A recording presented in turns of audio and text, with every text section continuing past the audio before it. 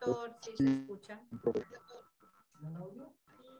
Entonces dejo a nuestro rector de esta capacitación para que inicie la actividad de hoy. No, profesor, con mucho gusto. Creo que tengo un tema de actualidad. Yo hablaré al final, le doy la bienvenida, si me oye, a todos, incluyendo a los invitados de la zona de Villavicencio Meta, que nos acompaña también, pero queremos disfrutar de sus clases. Así que, profe, bienvenido, y lo dejo con sus saludos. Bueno, muchas gracias, Miriam. Creo que inició preguntando, Miriam. No, buenas tardes. Es que el sonido está muy deficiente, se oye entrecortado. ¿El mío o Miriam? No, el de ahorita que estaba hablando. Parece bueno, que se mejoró. Gracias. Entonces, él no va a volver a hablar durante el tema. Tranquila, Miriam. Puedes bajar la mano. Bueno, para volvernos a ubicar un poquitico en el tema, voy a gastar 3-4 minuticos en lo que vimos la semana pasada. La semana pasada vimos el esquema organizacional de lo que era por favor, me activan compartir pantalla. Por favor, me ayudan a compartir. Bueno, perfecto. La semana pasada vimos del esquema, fuera del esquema organizacional, pudimos en una forma clara, de una forma clara, entrar a identificar cuáles eran los diferentes órganos de administración y vimos que había un esquema de una administración general que era la asamblea. Vimos un órgano de administración que es el Consejo de Administración y la Administración. Vimos lo que era el órgano de resolución de conflictos, propiamente el Comité de Convivencia y lo que es la resolución de conflictos con mecanismos alternos que Julie, ¿me entiendes? No. Julie, ¿me está oyendo o no? Sí, instructor. Sí, doctor. Sí, señor. Sí, le estoy bueno. entendiendo. Entonces, veíamos y el órgano fiscal, que era la revisoría fiscal. Vimos lo que era la definición del Consejo de Administración y cuál era parte de sus funciones.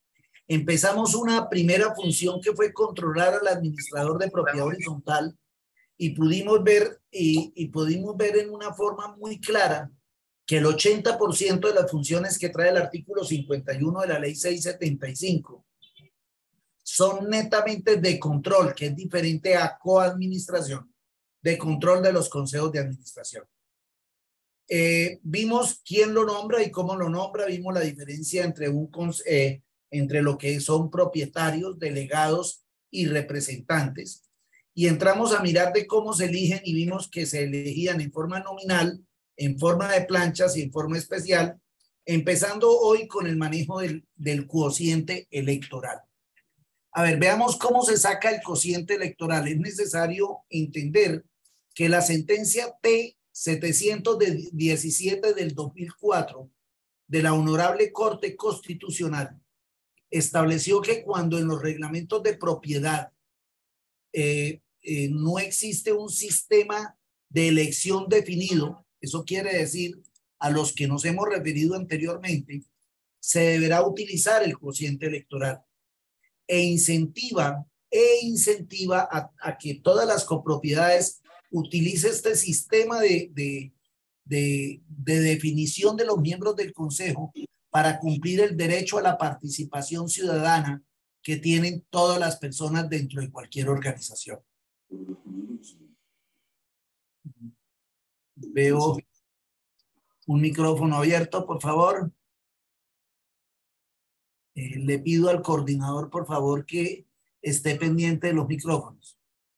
Entonces, dentro del cuento que vemos, dentro de esta situación, voy a tomar un ejemplo para que sepan cómo se toma la figura de cociente electoral. Es sencillísimo. Aquí encontramos una asamblea donde vamos a escoger 3 miembros del Consejo de Administración. Vemos que se presentó la lista 1, ¿sí? Que está conformada por Luis, la suplente es María, Diana, la suplente es Margarita, Laura, la suplente es Marcela. De la lista 2, Clara es la principal, Celina es la segunda, Javier es el principal, Antonio es el suplente y Francisco es el principal, Eduardo es el suplente. Y una lista 3 que está conformada por Fernanda y el suplente es Oscar. Brian, que es el principal, el suplente es Diego, y Sebastián y el suplente es Mario. Sobre este ejemplo, imaginémonos que la votación para nombrar nombrar el consejo de administración, la lista 1 haya obtenido 60 votos, la lista 2 obtuvo 33 votos y la lista 3 51 votos. ¿Cómo se saca el cociente electoral? El cociente electoral es muy sencillo. Es la sumatoria de votos dividido por el número de curules. Si sumamos 60 más 33 más 51, me va a dar la suma de 144. Dividido por 3 escaños, que vamos a escoger los 3 miembros del Consejo de Administración, me da como cociente electoral 48. Entonces llegamos y empezamos a hacer nosotros lo que es las divisiones. Entonces decimos cuántas veces está 60 en 48 y eso me da 1.25. ¿Cuántas veces me da 33 en 48? Y eso me da 0.68.75. ¿Y cuánto me da 51 en 48? Me da 1.0625. Si analizamos muy bien la figura, ¿quiénes tienen cociente?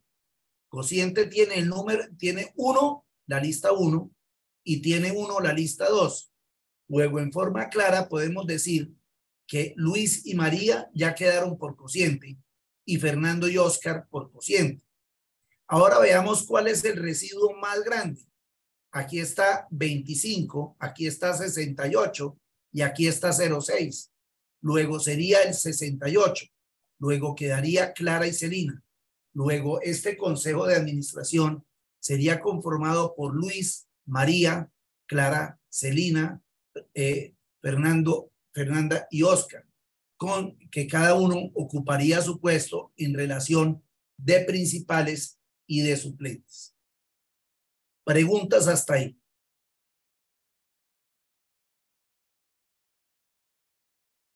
Es necesario entender cómo se hace la votación. En los mixtos y comerciales, la votación se hace por coeficientes. En el residencial, a la luz de la sentencia C-522 del 2002, ¿sí? El voto tiene un valor de 1, excluyendo parqueaderos y depósitos. La sentencia C-522 del 2002 manifiesta que las decisiones de carácter administrativo se tomarán en los conjuntos residenciales, se tomarán por unidad, y las de carácter económico se tomarán por coeficiente. Sentencia C-522 del 2002. En el caso de las parcelaciones, acordémonos el artículo 85 de la ley 675 del 2001, donde establece en forma clara que dice que como diga el reglamento de propiedad horizontal, deberá tomarse las votaciones. Generalmente las parcelaciones toman el concepto de unidad, otros toman por área del lote y otros toman por el índice de construcción. Pero hay que entrar a mirar cada parcelación como en un momento dado está identificado en el reglamento de propiedad horizontal sobre este tipo de figuras. Y encontramos las propiedades horizontales especiales como las unidades inmobiliarias cerradas. Encontramos las administraciones de primero y segundo piso. encontramos por relación de los usos, como el caso de los cementerios, ¿sí? En el caso de los cementerios que están adscritos a propiedad horizontal. Sobre esto, el criterio de votación es en una forma muy clara. Sonia, con muchísimo gusto. Tomemos un ejemplo de un edificio de carácter residencial, Sonia, ¿sí? De carácter residencial, donde el primer piso tiene 200 metros cuadrados, el segundo piso hay 2 apartamentos de 100, en el tercer piso hay 4 apartamentos de 50, en el cuarto piso hay 8 apartamentos de 25 metros cuadrados. Por dar un ejemplo. En el residencial, cuando se van a tomar decisiones de carácter administrativo, voy a tomar el ejemplo, nombramiento de los consejos, nombramiento del revisor fiscal, nombramiento de todo lo que sea la parte administrativa, se tomarán las decisiones por unidad, excluyendo parqueaderos. Eso querría decir que tendría el mismo valor del voto el que tiene 25 metros al que tiene 200 metros, porque se toma por unidad. Cuando estamos hablando de cuestiones de carácter económico, aprobación de presupuesto, aprobación de los estados financieros, obligatoriamente tengo que generarlo por coeficiente. Entonces, la sentencia C-522 del 2002 estableció que las votaciones... Buenas tardes, profe y compañeros. Héctor Nieto. Que las votaciones en los conjuntos residenciales se votarán por unidad cuando estemos hablando de por unidad, excluyendo parqueaderos y depósitos, cuando estamos en un momento dado tomando decisiones de carácter administrativo, y por coeficiente cuando estemos hablando de cuestiones de carácter económico. No sé, Sonia, si le quedó clara la pregunta. Bien. Patricia, cuéntame. Muy buenas tardes, profe. Muy buenas tardes, compañeros. Ante lo que su merced nos dice, esto está dado por una sentencia, ¿verdad? Y pues ya no la nombró y demás, pero profe, si en dado caso, cuando uno está en la asamblea, pero los residentes como tal, aún nombrando la sentencia y demás, no quieren validar y dicen aquí todos somos por igual, ¿qué se puede hacer ante eso? ¿Por qué? Porque en este momento, en el conjunto en que nosotros nos encontramos, hay algo que se llama torres nuevas y torres antiguas. La constructora, valga la redundancia, construyó unas nuevas torres bajo una licencia que ya estaba, ¿sí? Y unas torres que ya estaban. Y los coeficientes en ese momento son ya un poco más grandes, digamos, que los de los antiguos, ¿sí? Entonces, si en ese orden de ideas, digamos, ellos no tendrían voz y voto ante cosas que son, digamos, lo que su merced estaba explicando, cosas financieras, situaciones específicas financieras y de presupuesto. Ahí, ¿cómo se manejaría eso?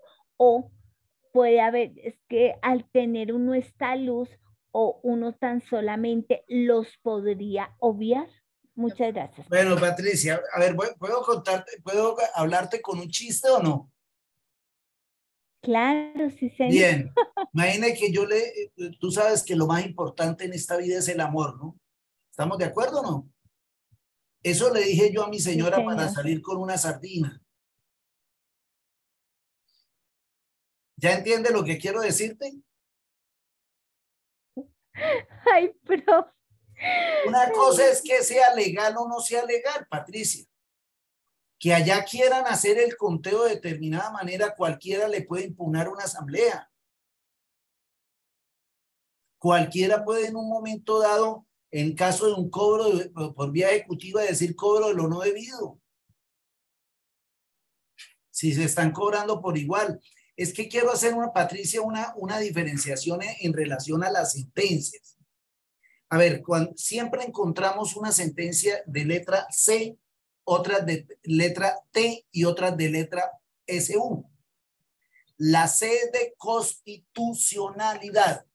Es decir, esas, en cortas palabras, estas sentencias son los que dicen si la norma es legal o no es legal.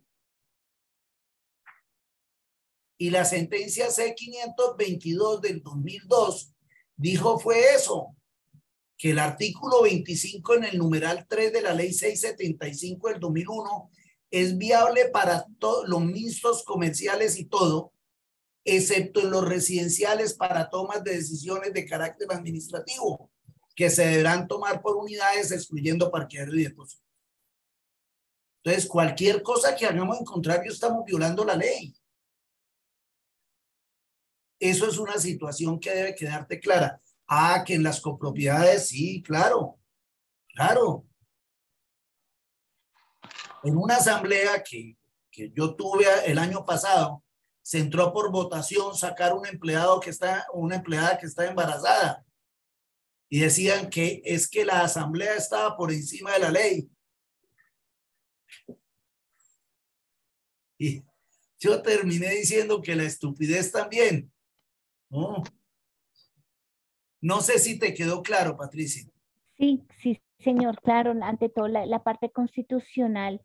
Y ante estamos aquí formándonos para esto. Claro, y ante el último ejemplo, obviamente si hacían eso, estaban violando el derecho al trabajo, o sea, estaban haciendo una violación directa a nuestra Carta Magna, que es nuestra Constitución Política.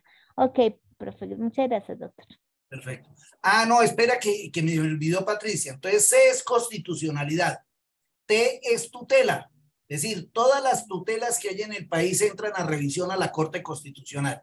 La Corte Constitucional saca la suerte y revisa ciertas tutelas.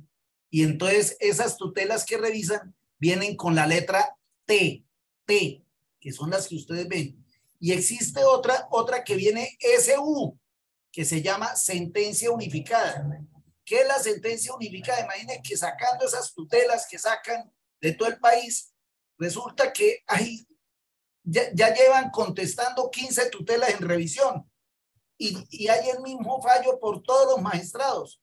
Entonces dicen, bueno, ya no volvemos a sacar de esta tutela, vamos a sacar una sentencia que se llama SU, que es sentencia unificada. Ese es más o menos el criterio de los tres para ser didáctico y explicarles a ustedes sobre las tres diferencias de los fallos de la Corte Constitucional que están con la letra C, T y SU. ¿Preguntas?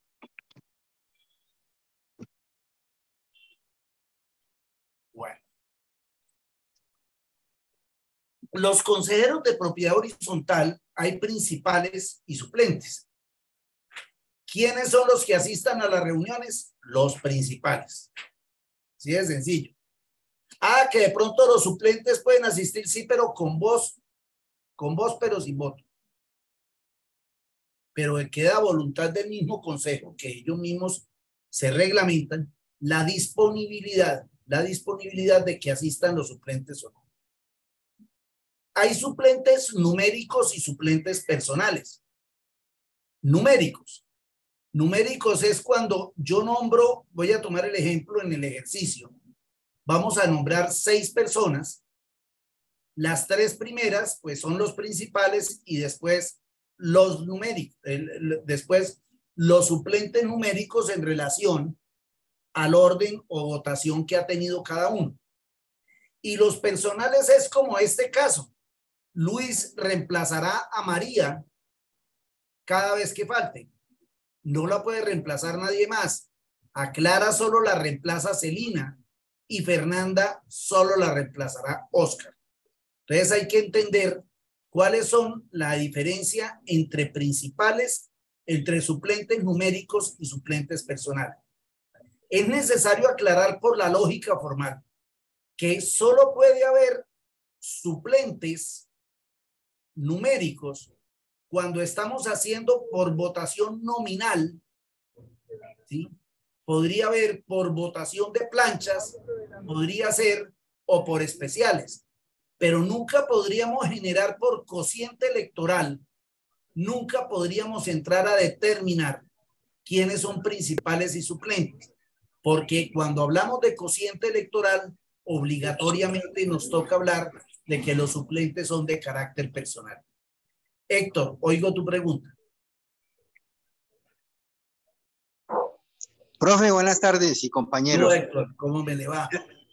Sí, es decir, es que se dice que el suplente asistirá a la reunión, pero sin voz ni voto. Pero cuando ese suplente, digamos, el principal no va y dice, no, yo no puedo ir, va el suplente. Claro, ¿cierto? Exacto, Héctor. Y en tiene este caso, sí, el suplente tiene voz y voto. Claro, Héctor. Sí. Ahora, ¿qué figura se podría hacer? Porque estoy enredadito ahí. Es para que no queden, como dicen, amarrados, ¿sí? Que fulano reemplaza a sutano y pensejo a merencejo, no, discúlpeme el término, sino que los suplentes pueden reemplazar a cualquiera que haga falta. No, esa es la diferencia, Héctor. Es muy buena la pregunta. Que el reglamento diga que se hace numérico personal. Lo que pasa, Héctor, es que hay una equivocación porque ahí sí, como dice, el que no sabe, no entiende, se pone a escribir reglamentos y termina siendo una locura. Yo no puedo hablar imaginemos en esta figura del cociente electoral que los suplentes sean numéricos, no pueden ser numéricos. Obligatoriamente tienen que ser personales. Pueden ser numéricos en el nominal, porque voy a tomar el ejemplo con el anterior. Votamos por los 6 que tienen más votos. Los 3 primeros que tienen más votos son principales y los que tienen segundos votos, menores votos, van a ser los suplentes. En el caso de las planchas también podríamos hacerlo de pronto, Héctor, con la figura de numéricos, porque yo coloco directamente una plancha donde digo, en ese orden entraremos a reemplazar. Entonces toma la determinación el fenómeno de plancha. Y en las especiales, cuando generemos una situación, digamos, vemos mucho en los centros comerciales que los almacenes ancla tienen dos puestos, pero esos 2 puestos, la suplencia la manejan ellos mismos, no dejan que la suplencia la maneje otra persona. Esos son casos especiales que los vamos a encontrar en algunos tipos de reglamento. Pero la suplencia personal pasa como en el Congreso, cuando encontramos gente del verde, conservadores, se logra tener una ideología respecto a los votos y al control de la persona jurídica. Entonces, no es que sea malo amarrarlo, al contrario, yo considero que ideológicamente es bueno, Héctor, y así me parece. No sé si te quedó claro el concepto. Sí, profe, lo que pasa es que eso es sano, pero si de pronto, por decir algo, quedó que a mí me reemplaza Carlos, ¿cierto? Pero yo no puedo ir y ni Carlos tampoco puede ir. Ah, no, los ricos también lloran. Yo sí, no. Ah, no, tampoco. No. Si no pueden los dos, ¿por qué se nombraron? Y hay otra cosa, Héctor. Una de las cosas que tiene uno que programar como administrador es la reunión mensual con fechas determinadas. Si usted las programa en el año, si no pueden asistir, pero hermano, ya es culpa de la gente. Perfecto, Héctor. Listo, profe, gracias. Bueno, Patricia, cuéntame. Profe, esta pregunta es un poco capciosa, se podría decir. Rico, me gustan esas preguntas. Pues, no sé, ¿es necesario que haya dentro del consejo suplentes? ¿Por qué? No, no es necesario y te voy a comentar, Patricia. Así es. Te voy a comentar, Patricia, yo en realidad aquí entre nos, pero no le cuentes a nadie, no me gustan los suplentes. Y en los reglamentos que puedo colocar solo principales, Patricia, lo hago. Y te voy a comentar por qué. Porque no me gusta que hayan miembros del consejo de primera y de segunda. Yo, Patricia, me identifico más en que sean solo principales. Pero como la mayoría tienen principales y suplentes, tengo que académicamente decir dicha situación. Claro, Patricia. Claro, porque en este momento, digamos, mi consejo, yo soy la presidenta y yo les dije, no, aquí no van a haber suplentes, aquí vamos a ser todos principales porque vamos a tener la misma responsabilidad, vamos a tener, A ver, ¿quién o sea, nombra la espérame, calidad de... Ah, Patricia, a ver, una sheriff. Venga para acá, Patricia, ponme atención. ¿Quién nombra la ok, calidad de consejo? La la asamblea. asamblea, ¿Quién le da la calidad de principal o suplente? la asamblea. Y usted usted me le está subiendo el cargo, me le está subiendo el salario. Pero dentro de esa misma asamblea, cuando fueron nombrados, tan solamente, digamos, o sea, lo que hace ese conjunto es, nombra a los consejeros y ya. Dentro de nosotros mismos determinamos qué estatus tenemos, pero la asamblea no lo califica Me están haciendo mal, de esa Patricia. manera. Ok, listo, profe. Bien. Deyanira, cuéntame. Doctor, buenas tardes, ¿cómo está? Lo que pasa también hoy en día, que me he dado cuenta para lo del consejo, es que las personas no se postulan. Entonces, por ejemplo, aquí somos 5 torres, según el RPH dice que toca haber 5 principales, 5 suplentes, 1 por la parte comercial, un suplente, o sea, seríamos como 12. En este momento solamente hay 5, o sea, solamente estamos 5 en el consejo y nadie más se postuló. Entonces, pues obviamente, pues los 5 seríamos prácticamente muy bien, principales. muy buena la pregunta tuya. No es buena, sino excelente la pregunta tuya. A ver, a una copropiedad de Yanira le obliga a ser imposibles. No sé, ¿cómo así? No entendí. A ser imposible. Le voy a decir una cuestión. Ya, sí. No lo obliga, claro que no. Bien. Entonces resulta que allá deberían escoger 5 principales y 5 suplentes. Y solo se presentan 5. Sí, así es, solo se postularon 5. Tú debes dejar en el acta, aunque se requirió al personal, se le rogó y toda la cuestión, solo 5 personas entraron a conformar una lista única. La gente votó y aceptó a tales personas. Se deja constancia que el incumplimiento no se hizo por parte de la asamblea, sino por falta de participación en ella. Tuyo como el capullo. Solucionado el problema de Yanira. Ok. Porque a ti no te... Y sobre esto ya se ha pronunciado de Yanira tribunales. Porque es que a la asamblea no le obliga. Otra cuestión es que de Yanira quiera participar y dice, no, ya solo vamos a recibir 5. De Yanira, váyase. Hasta luego. Eso es diferente. Pero la asamblea no está obligada a cumplir imposibles. Diana, cuéntame.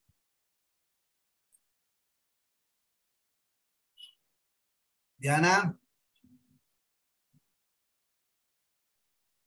Jorge, cuéntame. Doctor Serrano, muy buenas noches. Quiero hacerle una consultita. En alguna... Cuéntame, Jorge. ¿Me escucha, profe? ¿Aló? No, te está oyendo muy bien, Jorge. Cuéntame. ¿Me escuchas? ¿Aló? Aló, cuénteme. ¿Me escuchando, profe? Qué pena.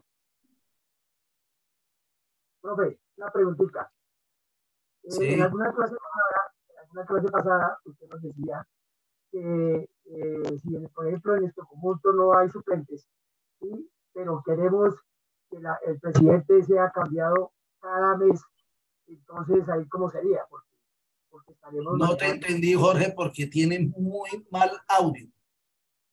Hoy tienes mal audio, Jorge. Qué pena, no me escucha, profe. No, si quieres hazlo escrito y con mucho gusto. ¿Sí? Listo, profe, ya le hago la cosa. Perfecto. Sorani, cuéntame. Buenas tardes. Yo tengo una duda hablando referente al tema de consejeros. En el reglamento de la copropiedad donde yo estoy, él dice que se deben elegir 5 consejeros principales y 5 consejeros suplentes. Nosotros hicimos una elección de consejo en una asamblea extraordinaria porque desafortunadamente en la primera asamblea, que fue la ordinaria, no se llegó a acuerdos y hubo que cancelarse. De esos 10 consejeros que se eligieron, después de unos días, más o menos 9 días, la administradora nos pasó una carta diciendo que habían 3 consejeros que por temas de dinero, que tenían un saldo pendiente, que no podían ejercer como consejeros, bueno, no podían asumir su cargo como consejeros. ¿Así lo dice Sorani en el reglamento? Sí, en el reglamento dice que las un personas... moroso no puede ser miembro del consejo. Sí, sí, señor. Y 2 personas más que teníamos leasing, ella nos dijo que por tener leasing no... ¿Cuándo fue eso, Sorani? ¿En la reunión de consejo o en la asamblea? No, ella nos dijo 9 días después de que la asamblea nos eligió. Nada, y Sorani. nosotros... A ver, las cosas en derecho se deshacen como se hacen. Si a usted la nombró la asamblea, la destituye la asamblea o un juez de la república. Esa es una sheriff, que como yo les digo, la sheriff. ¿No? El tema es que, digamos, las 3 personas que estaban en mora dijeron, bueno, nosotros somos conscientes de que tenemos una deuda, nos vamos a hacer a un lado, vamos a pagar, pero igual vamos a hacernos a un lado. Y nos dejaron, pues yo había quedado como suplente porque había quedado en la elección en el puesto 8. La persona que estaba como presidente del consejo en ese momento tuvo una calamidad familiar y dijo, yo no voy a disponer del tiempo. Yo dije, pues yo tengo tiempo, si gustan, pues yo les colaboro. Yo les colaboro, es demasiada responsabilidad.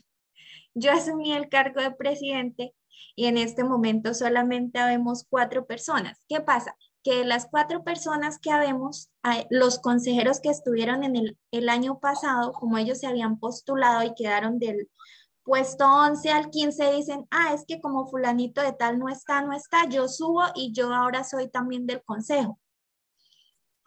El tema es que hemos notado que hay una serie de inconsistencias en los manejos que ellos hacían, porque empezando de que abrieron una cuenta de ahorro para hacer el recaudo de los dineros de las expensas comunes. A ver, Sorani, la abrieron en otra ciudad y es una cosa... A usted no la pueden destituir porque un berraco diga que es que él está aplicando la ley. Y eso hasta a nivel de tutela en un momento dado se puede alegar. No le puede quitar el derecho, Sorani. Ok.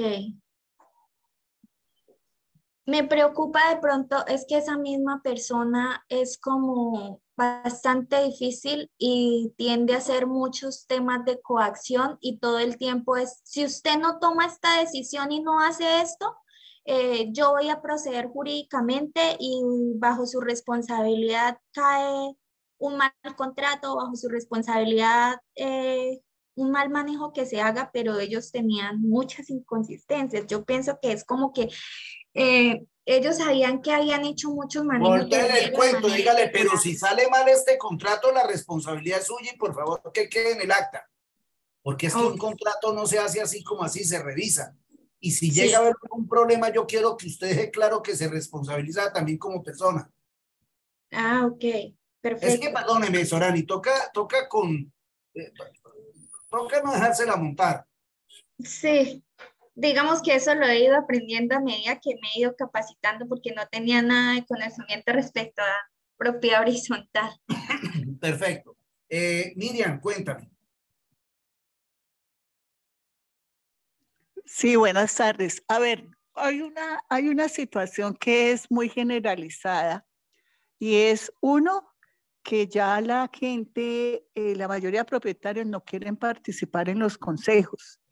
En el caso ya tengo 2 casos de 2 propiedades, donde en una, el consejo dice el reglamento que el consejo debe estar conformado por 7 principales y 7 suplentes. En otra, que por 9 principales y 9 suplentes.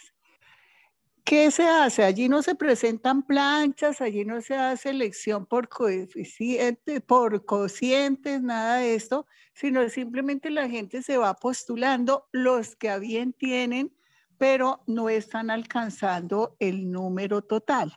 1. En ese caso, pues, y la otra es que en las asambleas nunca se está definiendo quiénes son los principales ni quiénes son los suplentes. Siempre se deja que el consejo allá decida en su primera reunión. Y la otra situación es que, pues, casi siempre dejan la tarea de confirmar, de certificar por parte del revisor fiscal si es propietario o no es propietario. Entonces le dan facultad a los, o sea, en eso quedaría como si la asamblea le diera facultad al administrador o al revisor fiscal para que el que no demuestre que sea propietario no puede formar parte del Bueno, consejo. perfecto, eso sí puede porque la asamblea lo está destituyendo, pero es por orden de ella. Y está generando una delegación de destitución si no cumple con los requisitos. Pero está bien por encargo, es decir, está bien que se haga por encargo, simplemente que, bueno, que sea propietario o se recuerda que es propietario, no concisa, no se concreta. Óyeme. Y lo está haciendo la asamblea para evitarse otra asamblea para poder delegitimar a aquellos que de forma de mala fe hayan incluido. No me parece mala la alternativa, ¿sí? Ajá. Sí. Lo que a mí, lo que hago la claridad de delegar el nombramiento de principales y suplentes, sí no me parece claro. Ni el nombrar menos cantidades, ya hablamos sobre eso, Miriam, de cómo se hace. Lo que pasa, Miriam, es que estamos muy acostumbrados es a aplicar las normas como se nos dé la gana. Y ese es el problema que sucede. Y por eso la mayoría de impugnaciones de asamblea triunfa, el que le impugna triunfa. Triunfa así de sencillo. Por esa figura. Sí, pero en el caso, ¿qué hacemos si no hay la voluntad de conformar el grupo como lo está reglamentado? ¿Hay deficiencias? Se deja la constancia. Se deja la constancia como hizo la pregunta, creo que fue Solaño. Yo entendí, sino que allí, por ejemplo, ellos, dentro de la primera reunión se define quiénes son los principales y quiénes son los suplentes. Pero eso está mal hecho, mijita, porque la calidad de miembro no se la da el consejo, se la tiene que dar la asamblea. Pero yo eso llevo muchos años mirando eso. No, claro, no. Que estamos cometiendo errores hace 20 años. Pero es que, perdóneme, yo no, decir el consejo no se autorregula los suplentes, mire. La calidad de principal y suplente lo determina la asamblea. La asamblea no lo hace, por lo general siempre dicen, allá ellos se reúnen. Entonces todos son principales. Así está reglamentado, principales y suplentes. Y suplentes, todos son principales, porque a ninguno se le puede quitar la calidad de esto. Listo. Ok, gracias. Bien, Xiomara, cuéntame. Hola, profe. O sea, que lo que está diciendo la compañera, eso tiene que quedar en acta. En acta tiene que decir quiénes fueron los principales y quiénes fueron los suplentes. Claro, Xiomara, sí, tienes toda la razón. Bien, Miriam, me baja la mano y voy a entrar a contestar aquí algunos que me han puesto en el portal. Llorente dice, doctor, si no se señala cuál es la forma de elección, ¿cuál sería la forma de elección por defecto? Cociente electoral. Yo mismo les dije el fallo de la Corte, que es el 717 del 2004.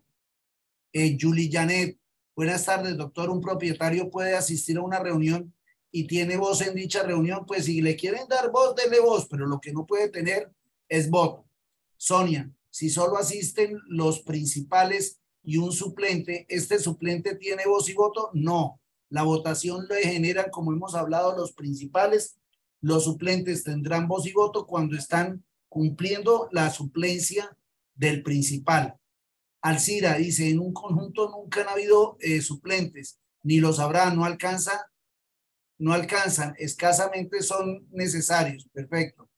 Eli dice, qué pena, no recuerdo si ya el tema fue tratado.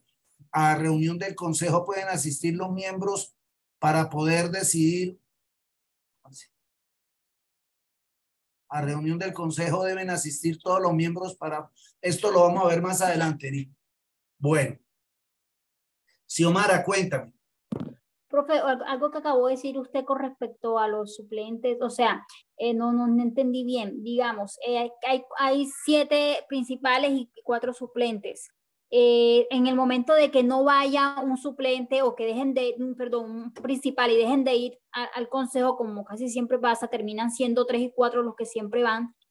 Un suplente no puede votar, o sea, su voz no... Claro que puede votar cuando reemplaza al principal. Ok, perfecto. O sea, si van todos los principales, el suplente no tiene voz. No tiene sino voz. Y ellos sí lo dejan hablar, ¿no? Ah, va. Bueno, profe, gracias. Diana, cuéntame. Muy buenas noches. Buenas noches. Bueno, Xiomara, bájeme la mano. Le bajo la mano. Bueno, aunque yo ya tengo entendido que los suplentes no pueden votar si no es que estén reemplazando al principal, pero digamos, qué normatividad o sobre qué ley uno se puede basar para que en un consejo, cuando dicen, ellos quieren, digamos, pasar por el debido proceso frente a una multa que se le quiere imponer a un residente.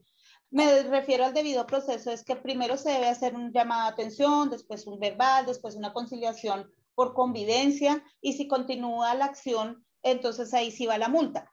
Pero digamos, ese consejo se sobrepasa y no quieren hacer el debido proceso, y entonces para unas cosas sí ponen a votar a los suplentes y para las otras solamente son los principales. Entonces, para uno, digamos, como protegerse y defenderse, ¿hay alguna normatividad sobre ese tema? Muy claro, principales y suplentes es un término de lógica. La suplencia, si buscas tú hasta por Google, Wikipedia, lo que quieras, ¿sí? Suplente es aquella persona que reemplaza al principal en su ausencia, temporal o definitiva, dice en la definición. Es decir, solo opera cuando hay ausencia del principal. Punto. Así de sencillo. Que la votación, ¿cómo debe hacerse? Debe hacerse a nivel de principales. Ahora, si se está incumpliendo el debido proceso, pues ese ya es otro fenómeno que vamos a ver en el fenómeno de las multas. Perfecto. Me baja la mano Xiomara y Diana.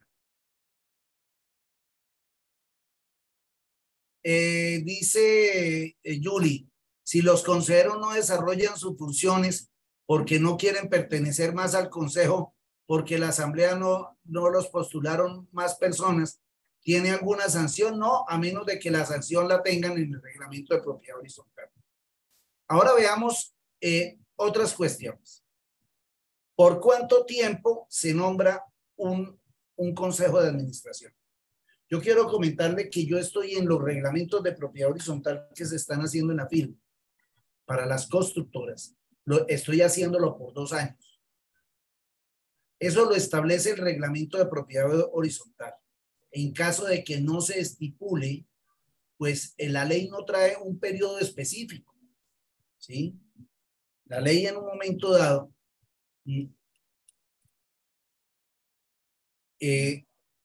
no trae nada que pueda especificar un término determinado, ¿sí? Se dice que 1 año, ¿sí? Se dice que 1 año, pero acordémonos la prevalencia, ¿sí? Respecto a esto. Entonces, si analizamos, queda todo esto dependiendo de los reglamentos de propiedad horizontal. De ahí que los miembros del Consejo de Administración pueden ser renovados en cualquier momento, específicamente por esta situación. El tiempo que diga los reglamentos de propiedad horizontal. ¿Cómo se disuelve? El que renuncia, bueno, si no existe un procedimiento especial de renuncia en los reglamentos de propiedad horizontal, pues lógicamente la forma de disolverse, y hemos dicho las cosas en derecho se deshacen como se hacen. Se renuncia es ante la asamblea. Ay, que le voy a mandar una carta a todos los copropietarios. No, ante la asamblea. ¿Cuándo hay asamblea? Cuando se ha reunido plenamente de manera presencial, de la manera no presencial o por comunicación escrita. ¿Cómo se renuncia? Se renuncia ante la misma asamblea. ¿Sí? Eso quede claro. ¿Cuántos son? Como dice el artículo 53 de la ley 675, tiene que ser un número plural, ¿sí? E impar. Es decir, estamos hablando de 3, de 5, de 7, de 9, de 11, de 13, de 15. ¿Sí? Y el hecho es que tiene que ser un número plural impar. Y es solo obligatorio para los conjuntos, y eso lo dice muy clara la norma. En el artículo 53 dice que solo le obligan para los de uso comercial o mixto, integrados por más de 30 bienes privados, excluyendo parqueaderos y depósitos. En esos son obligatorios, en los demás son potestativos, y sería, sería en un momento dado la obligación.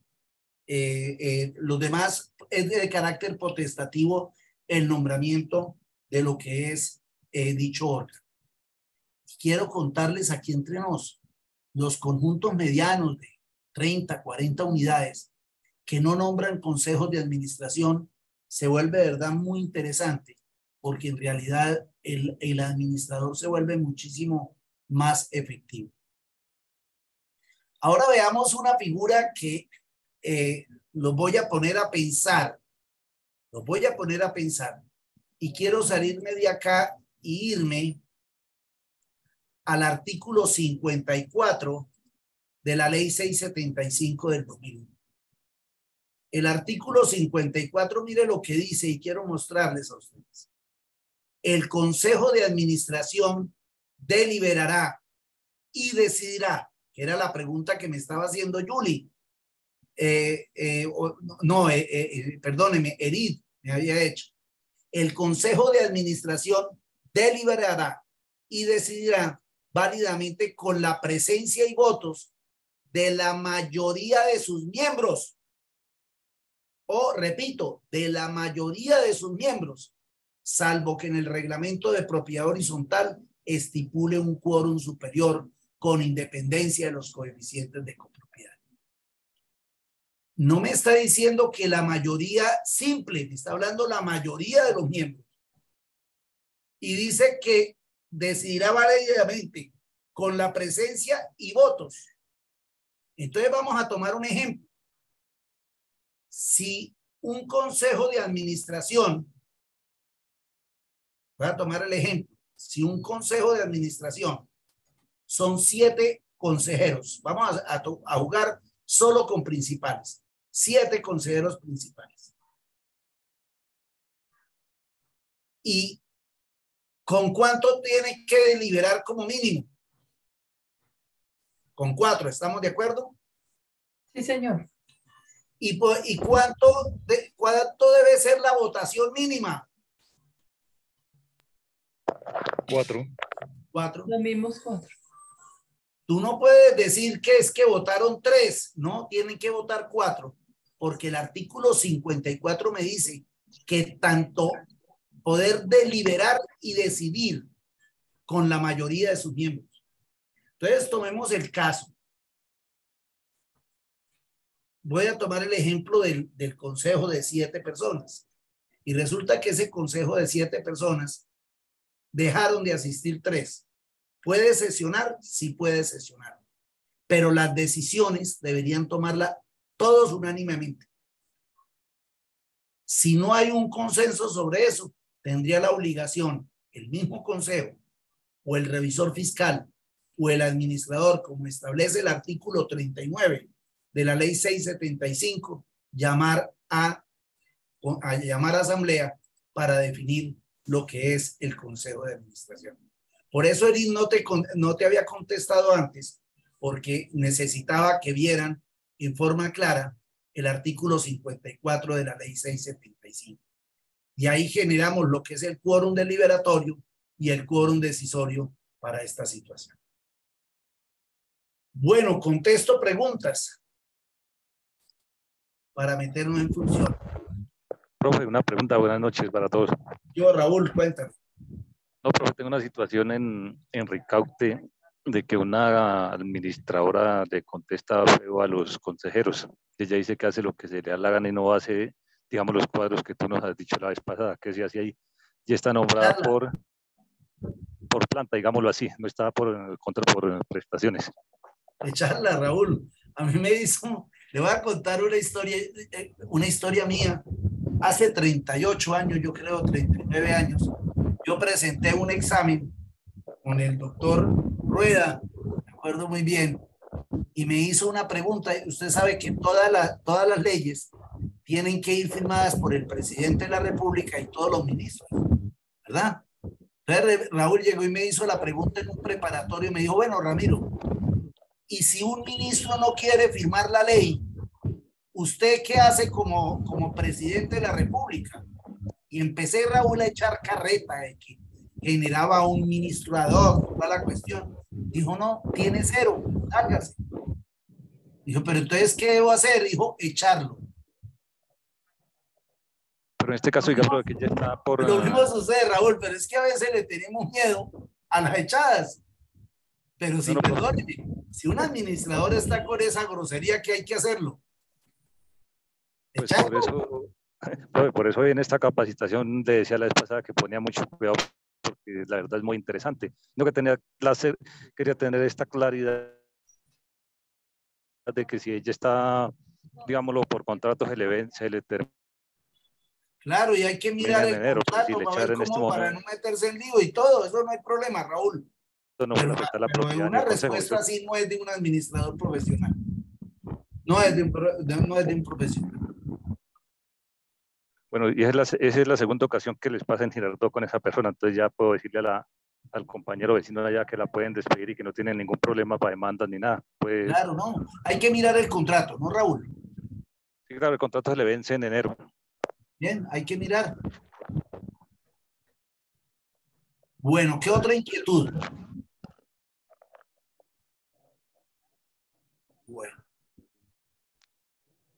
Bueno, como no hay más preguntas, vamos a seguir. Vamos a analizar cuáles son las funciones propiamente que tienen los miembros del Consejo de Administración.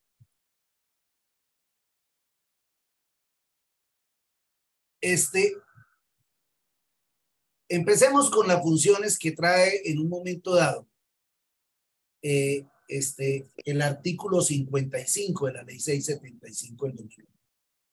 Que eso, hermano, les abrió a usted la brecha. Que la persona jurídica cumpla sus fines. Doctor, disculpe. Sí. Qué pena, disculpe, es que no pude hacer la pregunta porque me tocó salirme del computador y entrar aquí al teléfono para hacer tranquilo, la pregunta. ¿Quién está hablando? Juan Carlos Blanco, aquí a Bogotá. Tranquilo, Juan Carlos, no es que no veo ni la levantada de mano ni nada, pero tranquilo, Juan Carlos, dime. No, sí, es para saber quién me está hablando. Sí, señor, gracias, muy amable, compañero. No, Juan Carlos, dime. Sí, mire, resulta que respecto al tema del administrador y de cómo se echa y si no se echa, es que usted nos acaba de decir, hay que ver el contrato. Entonces uno dice, bueno, sí, el contrato está hasta enero, en el caso del compañero allá de Ricaurte, pero si él está faltando a la norma de atender los requerimientos de la comunidad y se está propasando en sus funciones como lo dice el compañero, pues yo creo que no, quería que me dijera o nos aclare ese hay que ver el contrato, ¿qué quiere decir? Porque para mí, estando en el consejo, yo digo, Carlos, es que hay contratos, y démosle por terminado el contrato a este señor. Qué pena, no nos sirve, aunque el contrato lo tenga hasta enero. Sí, Juan Carlos, es que yo he visto contratos perversos. Contratos como si lo hubieran hecho enemigos de la copropiedad. Yo he visto contratos de administración a 5 años y que la terminación unilateral hasta por justa causa lleva de indemnización 1 año.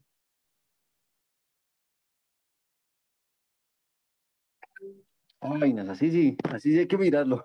Entonces, sí me hago entender, porque hay que mirar, Juan Carlos. No, tú tienes razón. Si yo tengo la justificación y no tengo ninguna prebenda, Juan Carlos, lo hago. Pero yo que llevo 38 años en esto, uno ha encontrado unos contratos, perdóneme, que parecen...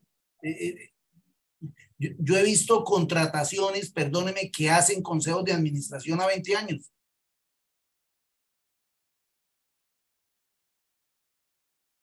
Entonces, fijémonos que en realidad es riesgoso este tipo de figuras. Por eso yo le decía a Raúl, creo que era el que estaba hablando. Sí, Raúl, perfecto, pero revise el contrato, pero para mí hay causal para darle por terminado. Pero hay que buscar cuáles piedras están en esos contratos y hay que visualizarlos. ¿Quedó claro, Juan Carlos? Sí, señor, gracias, doctor, muy amable. Bueno, dice Yuli, doctor, si el administrador nunca está en la oficina, ni siquiera en la realización del diagnóstico inicial ni en la planeación a desarrollar, siempre atiende la auxiliar administrativa y ella no puede dar respuesta a temas relacionados con la propiedad, que se puede hacer o decir al administrador, mira, estos son empresas, Yuli, pues tú me estás hablando de las empresas donde tienen administradores delegados o funcionarios que cumplen la función respecto a eso. Influye mucho es cómo se haya hecho la contratación. Sí, es muy importante. Yuli, yo de ser miembro del Consejo de Administración, le exigiría un mejor manejo de las PQRs a lo que es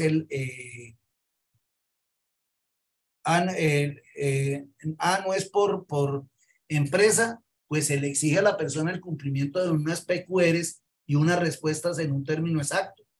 Sí, es que mira, fijémonos una cuestión, Yuli, que es muy interesante. Fíjate que tú lo que me estás diciendo es que no hay protocolos de control respecto a eso. Y esos son los controles que debe elaborar en un momento dado el Consejo de Administración. Me dice Alcir, abogado, ¿qué pasa si el administrador no se registra en la personería durante 2 años? Terrible, terrible. Eso te sirve. Esas serían causales. Es que estamos viendo en un momento dado falta de control y se le dan términos por parte del Consejo, no para coadministrar, sino para controlar. Yuli, es contratado como administrador y envía un auxiliar solo por ver la oficina abierta. Bueno, pues falta de reglamentar más lo del contrato y generarle una mayor exigencia en el cumplimiento del contrato de prestación de servicios. Es seguimiento y eso sí es netamente de administración, del Consejo de Administración. Entonces, la primera definición la encontramos en el artículo 55 de la ley 675 del 2001, donde dice en una forma, perdóneme, amplia, extensa, excesivamente, ¿no?, que la persona jurídica cumpla con los fines por él establecidos. Es decir, es obligatorio que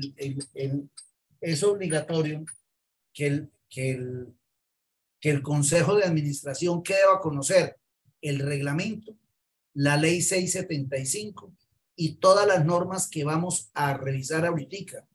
Porque cuando yo digo que la persona jurídica cumpla sus fines, estoy tomando un concepto súper amplio, súper excesivamente amplio. Entonces, fijémonos que esta amplitud que trae el artículo 55 obliga a lo que usted me decía la vez pasada, regáleme la tablita. No, que ustedes empiecen en relación a esta temática que estamos haciendo, ir elaborando la tablita. Si quieren hacer la tablita, me la envían y yo se la reviso en Excel, cómo debe revisar el miembro del consejo sobre las cuestiones. Dice Diana Palacios, profesor, ¿qué debe hacer cuando un administrador, cuando está siendo acosado laboralmente por el consejo? Adicionalmente se limita el derecho, su derecho a libre expresión. Error también, Diana. Cuando tú has elaborado procedimientos de control dentro de la copropiedad y ha elaborado un procedimiento de seguimiento, no tienen por qué acosar. A uno lo acosan, decir, si yo he permitido que en cada reunión de consejo se inventen un tema nuevo, el que estoy fallando soy yo como administrador. Uno se siente y dice, bueno, vamos a dar un procedimiento de control y seguimiento. Pero el problema es cuando nosotros nos dejamos que los consejos de administración no tengan. Primero, se hace mucho daño al consejo de administración porque no puede generar una medición en el cumplimiento de su función como consejo de administración.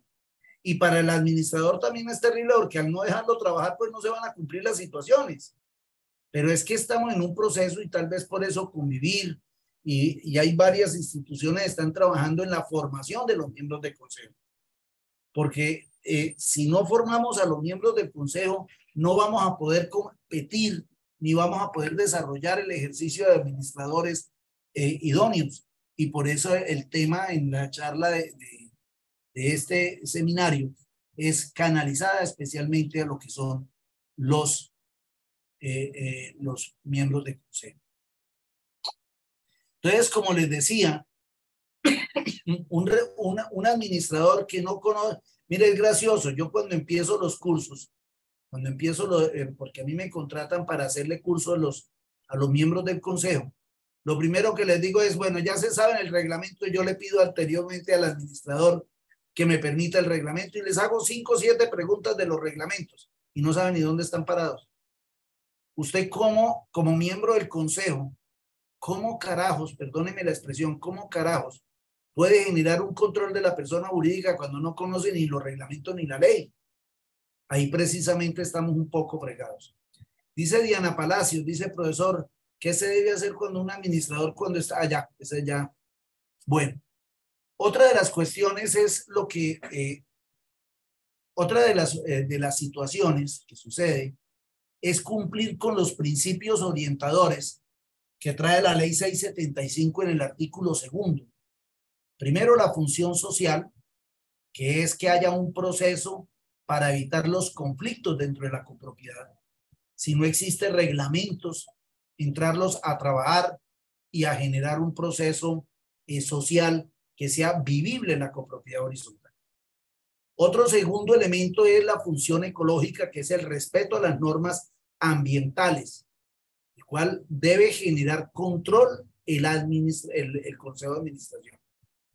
Hablamos de la parte ecológica, no solo la tala de árboles, ni el control en un momento dado de los árboles que hacen parte de la copropiedad, sino estamos hablando del manejo de basuras, estamos hablando de todo lo que son los aspectos que para que la comunidad ecológicamente esté activa.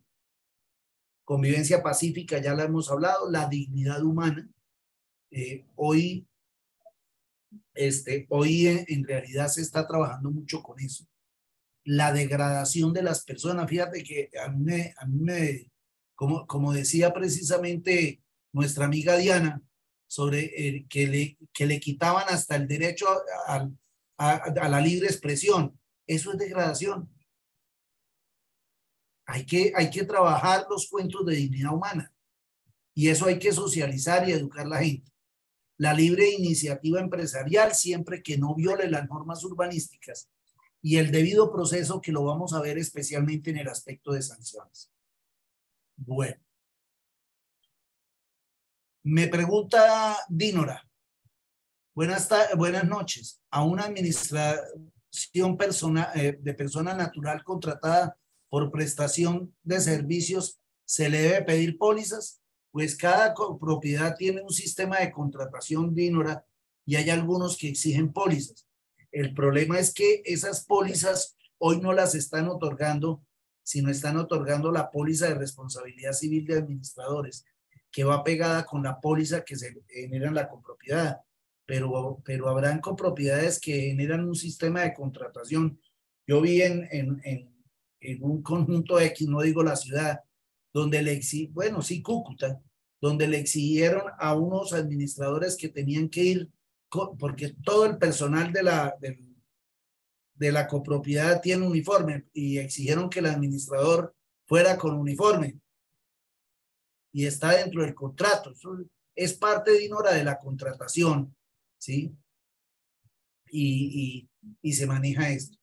Dice Yuli Janet, dice, instructor, ¿quién aplica las sanciones cuando una persona normal parquea su vehículo en una bahía para personas con limitación reducida dentro del conjunto.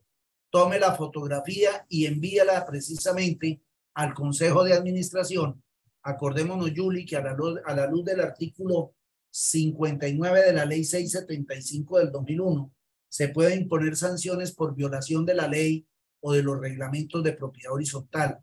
Aquí estaríamos violando la ley específicamente y con eso podría generar sanción el Consejo de Administración cumpliendo el debido proceso. Eso es una forma muy clara respecto a eso.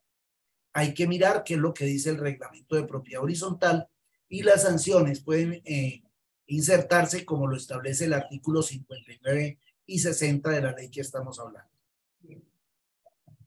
Sigamos.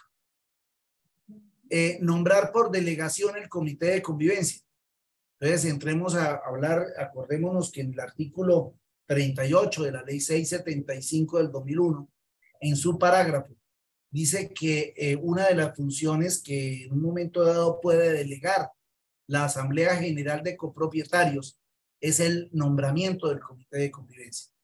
El comité de convivencia se nombra para evitar, precisamente estoy montando ahorita una charla que voy a dictar en Paipa sobre la incidencia entre el comité de convivencia y los mecanismos de resolución de conflictos, especialmente la ley 2220 del 2022, donde precisamente entra a jugar que hay, si nos vamos al artículo 58 de la ley 675, hay dos alternativas para arreglar los problemas de convivencia dentro de la propiedad horizontal. Uno, el comité de convivencia, y los otros, los órganos de resolución de conflictos. Entonces, fijémonos que el comité de convivencia es un arreglo más directo y es un arreglo que nos da mayor participación en el ejercicio de dicha situación. Entonces, fijémonos respecto a eso. Aquí le doy la pregunta, va a responder la pregunta, espera un momentico, Alcira Hernández. Debe velar porque porque haya la representación legal de la persona jurídica. Artículo 8, ley 675 del 2001. Alcira decía, ¿qué hacemos? Que imagínese, lleva 2 años el administrador sin sacar la representación legal. Perdóneme, ahí la culpa es del consejo. ¿Dónde está el control? ¿Dónde está el seguimiento? Acorde al artículo 8 de la ley 675 del 2001, cada vez que surge una asamblea donde se han nombrado dignidades, es obligatorio sacar la representación jurídica. Es necesario aclarar que para iniciar los procesos ejecutivos, gran parte de los juzgados exigen que la certificación no tenga una antigüedad mayor de 30 días. Por tal motivo, el tener la representación legal, la representación jurídica de la copropiedad es una situación que es obligatoria y que puede conllevar a daños a la copropiedad por no tenerlo. Pero es función el control del Consejo de Administración. Otra de las funciones específicas, de las funciones generales, estamos apenas en las generales, falta ver la financiera, faltan las administrativas, faltan las de sanciones, faltan las de auditoría, ¿no? Bueno, pero ahorita estamos viendo apenas las generales. Otros son las obligaciones urbanísticas. Las obligaciones urbanísticas es que la copropiedad, cuando genera cualquier alteración en estas 4 variables. 1, cuando hay cambio en los índices de construcción. ¿Qué es el índice de construcción? Es aumentar el área construida. 2, cuando hay cambio de uso. Un apartamento lo volvieron la tienda. 3, cuando existe cambio en el diseño arquitectónico. Y 4, cuando se están violando las cargas urbanísticas. Cualquiera de esas 4 situaciones es necesario iniciar una licencia de modificación. Las licencias de modificación deben presentarse de la siguiente manera. Primero, realizar la consulta ante la autoridad urbanística, sea la curaduría urbana o las oficinas de planeación respectiva. 2, A la luz de la ley 388 de 1997 y la ley de licencias, es necesario que sea aprobado con el artículo 46 de la ley 675 del 2001, se requiere la aprobación del 70% de los coeficientes de copropiedad.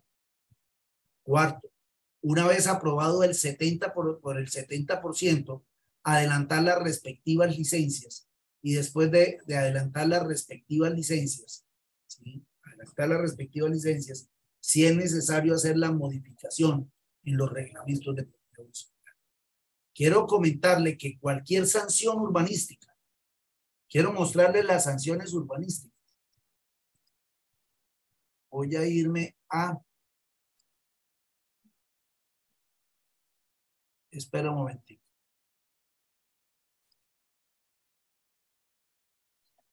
Quiero mostrarle una norma de sanciones urbanísticas.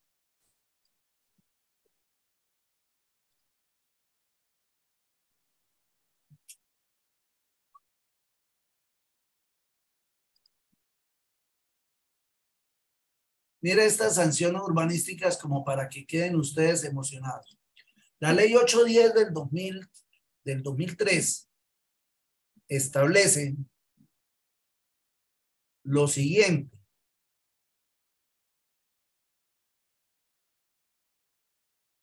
Y quiero que vean.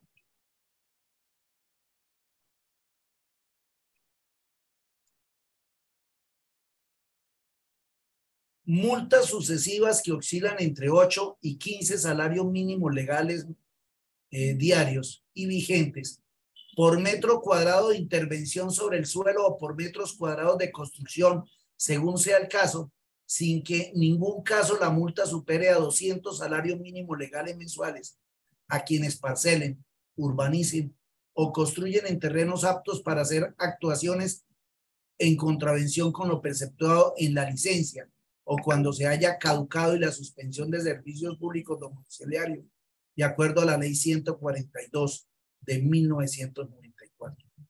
La multa en que puede incurrir la copropiedad es entre 8 a 15 salarios mínimos legales, ¿no? Entonces, fijémonos que el control de lo que son las normas urbanísticas son fundamentales en este tipo de manejos. Carlos, cuéntame. Carlos. Profe, buenas noches. La pregunta mía es la siguiente, profe. Es que la verdad es que no soy muy bueno para escribir. Yo tengo como escritura esa de médico que no entiendo nada. Tranquilo, hermano, presto. Era para ver si es posible que su merced nos haga el favor y nos comparta toda esa información para poderla tener a la mano y en cualquier eventualidad, pues, poder uno decir, bueno, la ley ordena esto y como tal debemos de estar ajustados en la ley. Sí, en la norma claro, de normas, Carlos, sí. Mire, con muchísimo gusto. Lo que pasa es que yo voy a tomarte un ejemplo solo para que tengamos. Leyes por revisión. Gracias, son más de 160 leyes. Por eso yo les voy haciendo la citación de la ley y lo llevo al artículo. Pero para mí me queda muy difícil recordar todas las normas que le he dado. ¿Sí me hago entender, Carlos? Sí, correcto, profe. Sí, o si no, con muchísimo gusto. En esta presentación no hay ningún problema. A ustedes les van a quedar la grabación. Entonces tampoco hay ningún problema, Carlos. Bueno, gracias, profe. No, ni me ha faltado. Dinora me dice, buenas tardes, a una administradora natural dice Yuli, instructor, ¿quién aplica las sanciones cuando una persona normal parquea su vehículo? Ya lo contestamos. Dice Edith, el consejo puede tomar decisiones de sanciones basadas en el manual de... Cabe notar que el manual ya aprobado por asamblea, siempre que esté debidamente protocolizado, Edith. Acordémonos que el artículo 29 de la Constitución Nacional, el derecho al debido proceso, establece que nadie puede ser juzgado sino acorde a las normas preexistentes. Y las normas preexistentes en propiedad horizontal son los reglamentos de propiedad horizontal. Pregunta Yuli, doctor, si en una administración pasada se realizó una construcción dentro del conjunto y no se realizó el debido proceso de legalización que se debe hacer posteriormente. Intentarla legalizar, Julie, hay que hacer primero la consulta en la curaduría urbana a ver si se puede hacer dicha intervención. Alcira Hernández Rojas, puedes hacer control P y pega en Word. Ah, bueno, gracias, Alcira. Bueno. Xiomara, cuéntame. Profe, una pregunta. Cuando la asamblea toma una decisión por una cuota ordinaria y algunos residentes se niegan a pagarla, ¿cómo se haría ahí para obligar, diciéndolo así, a que cumplan? Iniciar el proceso ejecutivo, Xiomara. Ok. Así de sencillo. Gracias. Hay veces, Xiomara, te voy a comentar que toca iniciar hasta el proceso ejecutivo por multas. Sí, en este conjunto ha pasado mucho porque acumulan muchísimas multas y toca. Claro. Entonces se anexa el documento para iniciar el respectivo proceso ejecutivo. ¿Qué otra inquietud?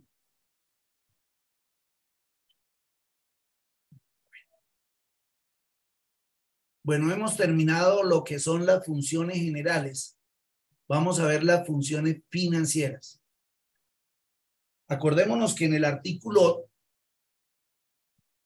38 de la ley 675 del 2001 dice que las funciones de la asamblea es aprobar los estados financieros como el presupuesto antes de ser aprobados por el Consejo de Administración.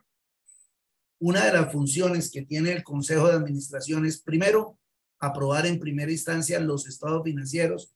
Esta es una función que debe realizar en forma anual. Cuando yo hablo de supervisión, es que, digamos, los títulos, como los CDTs, como las cuentas, estén en verdad en forma comparativa, acorde a los estados financieros que se han presentado. Y aprobar en primera instancia el presupuesto. El presupuesto se logra cuando nosotros hemos podido hacer una supervisión específica de esto. Dice Edith: doctor, qué penas, no me quedó claro el tema de protocolizar. Cuando se refiere a protocolizar, elevar a escritura pública el manual, sí, Edith, y llevarlo a registro. Perfecto. Entonces, como ellos, una de las funciones que trae el artículo 38 de la ley 675 del 2001 es en primera instancia aprobar lo que es los estados financieros y en segunda instancia lo que es el presupuesto. Otra función de control que tiene en un momento dado los consejos de administración. De la misma manera, aprueba en primera instancia, realiza el seguimiento del presupuesto aprobado en la Asamblea General de Copropietarios. ¿Qué es hacer el seguimiento? Hacer el seguimiento precisamente es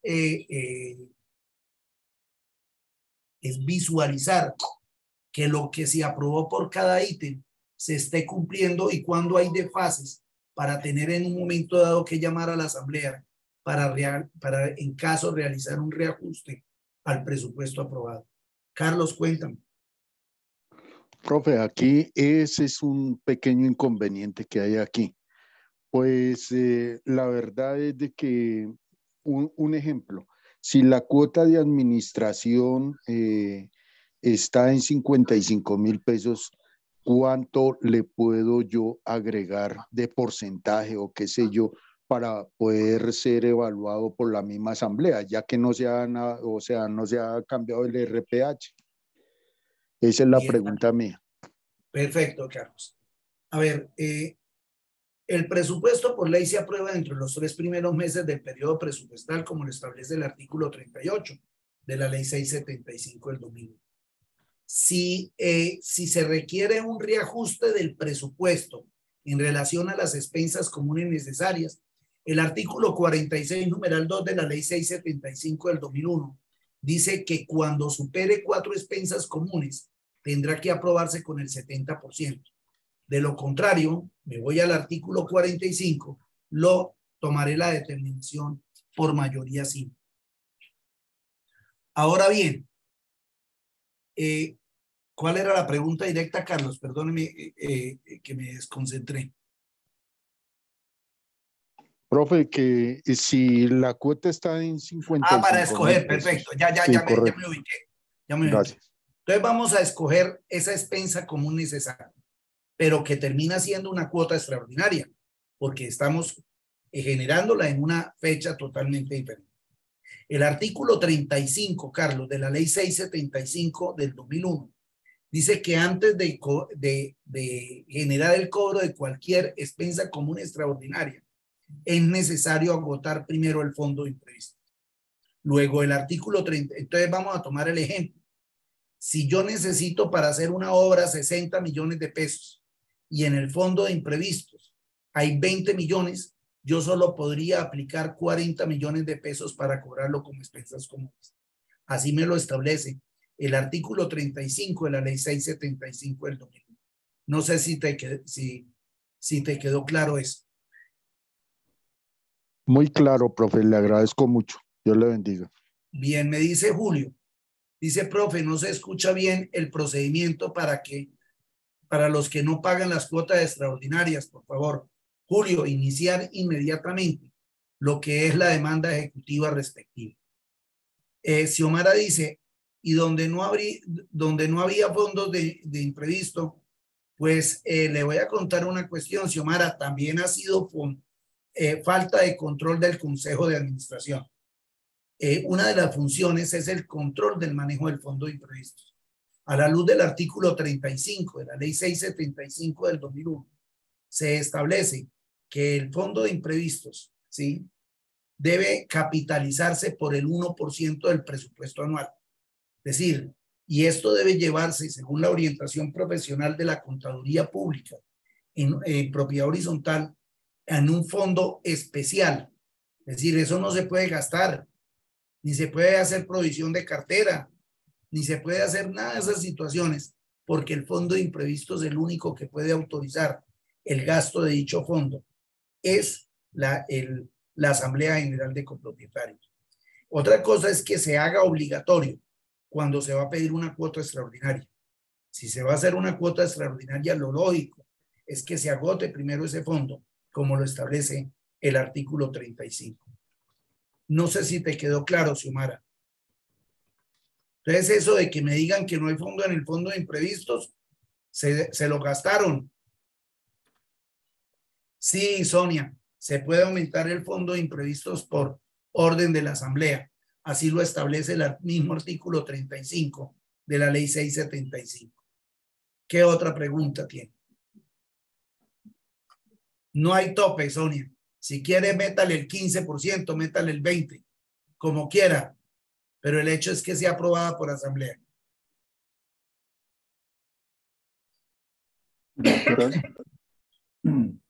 Juan Carlos, dime. Bueno. Sí, doctor, sucede que aquí en nuestro conjunto hace 3 años, un 20 de diciembre, una administradora que teníamos sacó 12 millones que teníamos del fondo de imprevistos, que habíamos logrado reunir 3 años atrás. Y no se supo en qué los invirtió, nunca dio razón de ello, lo sacó de la noche para la mañana y pues ahí qué responsabilidad tiene el consejo de la época. Claro, falta de control. Es que mira que es lo interesante, Juan Carlos, me gusta mucho las preguntas que has hecho. Si yo llevo la planilla que hemos ido hablando, ¿sí?, una planillita de control, y se le hace seguimiento en las actas mensuales, dígame, primero, no es que con eso vayamos a decir que no, a uno para robarlo solo requiere estar vivo, ¿sí? Pero generando esos controles, por lo menos hay, llamémoslo así, una garantía de que se está haciendo el control y que el consejo está cumpliendo. El día de mañana, el administrador puede salir de 4 en conducta, pero si sale de 4 en conducta, usted dice, oiga, pero mire, yo lo controlé. Lo que pasa es que él resultó más ágil que yo. Y esa es otra figura que se genera. Xiomara, ¿qué pregunta tienes? Profe, cualquier copropietario que no sea del consejo puede pedirle cuentas al administrador puede llegar a preguntar, yo quiero saber qué se gastó este mes, qué hizo y qué no hizo. Por ejemplo, ¿qué, Xiomara? Cuenta. Digamos, este mes tocó hacerle, o sea, en fin, todo lo que pasa en el mes en conjunto, mantenimiento de plantas, sensores, todo. Entonces Claro. el copropietario quiere saber Claro, puede qué hacerlo. está pasando. Yo lo pido bajo derecho de petición, Xiomara. Ah, tiene que ser bajo un derecho de petición. Claro, claro que sí. Acordemos ¿Y una se lo cuestión, pide a la Xiomara, administración o al consejo? ¿cómo yo puedo hacer control de la persona jurídica? Más lo que me estás preguntando, Xiomara, ¿cierto? Si yo soy un pobre copropietario, ¿cómo controlo en un momento dado al consejo? Si nos vamos al artículo 51 de la ley 675 del 2001, Xiomara, dice que una de las obligaciones que tiene el administrador es entregar las actas de asamblea y de consejo de administración tanto a propietarios como residentes. Entonces, primer control que yo puedo hacer como copropietario. Y segundo control que puedo hacer como copropietario es por medio de los derechos de petición, el cual deben ser contestados por el administrador cuando se le requiera. No sé si te quedó claro, Xiomara, el esquema. Sí, profe. Sí, señor, muchas gracias. Por eso es que dicen que el enemigo oculto del administrador son los derechos de petición, porque los derechos de petición es parte de la información que en un momento dado debe tenerse a nivel de eso. Bueno. Y otra de las obligaciones de carácter financiero es el cumplimiento de las obligaciones tributarias. ¿Cuáles son el cumplimiento de las obligaciones tributarias? Cuando tenemos revisor fiscal, pues tenemos una papaya, ¿no? Pero de lo contrario es que se esté pagando en un momento dado el RTICA, que se estén haciendo las respectivas retenciones, que se esté llevando la información exógena, que se estén pagando las obligaciones tributarias, ¿sí? Que se generen las obligaciones acordes al esquema contable que yo poseo. Esas son obligaciones que en un momento dado debe realizarse obligatoriamente y controlar el administrador. Y eso es una función clara sobre esto. Preguntas hasta ahí. Ya son las 7:30. Si tienen alguna pregunta, hacerla, o si no, para dejarlos descansar en el día de hoy. Hoy hemos visto mucha materia. Profe, ¿los derechos de petición van dirigidos al consejo o al administrador, Julio? Pues yo lo mando al administrador porque el consejo, a menos de que yo requiera contestación del órgano. Lo que pasa es que para mi concepto es mejor lanzarle a mi concepto, Julio, el derecho de petición al administrador. ¿Qué situación sucede? Si le llegan al consejo, lo ponen a contestar al administrador. De todos modos, usted le va a contestar, Julio, es el administrador. Sorani, cuéntame. Tengo una duda. Cuando una persona que, bueno, a nosotros en el caso del consejo en este momento, hay un consejero que era el presidente en el consejo que acabo de salir, pues que acabo de salir, no, que salió en abril, pero él en mayo seguía así autorizando a la administradora para que contratara, porque él decía que él era el presidente del consejo y que nosotros estábamos invalidados. Y hicieron una contratación autorizada por el consejo y según las actas que ellos tienen, ellos dicen, nosotros podíamos realizar esta actividad. Eso por un lado. Lo otro es que en vista de que él no tenía acceso, digamos, se hizo un cambio de administración y al hacer el cambio no tenía acceso a las actas del consejo, solicitó que teníamos que hacerle una reunión con todas las empresas que están contratadas, empresa de vigilancia, empresa de aseo, empresa de mantenimiento. ¿Y ustedes se la dejaron montar, Sorani? No, yo le dije a la administradora, le dije, lo siento, pero es que si tenemos 1.200 residentes y si 1.200 residentes citan que necesitan una reunión con cada empresa, no nos van a dar 365 días para hacerle una reunión individual a cada Sorani, residente. a ver, toca a veces ser un poquito fuerte, Sorani. ¿Sí? Pero no. Adrianita, cuéntame.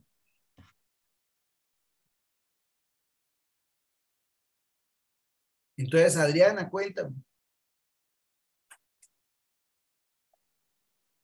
Carlos, coméntame.